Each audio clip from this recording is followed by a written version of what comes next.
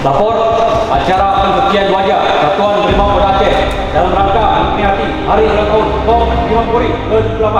Siap dimulai. Laksanakan. Laksanakan.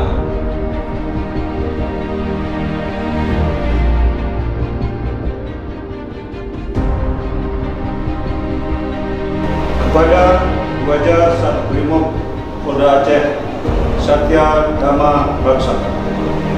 Hormat.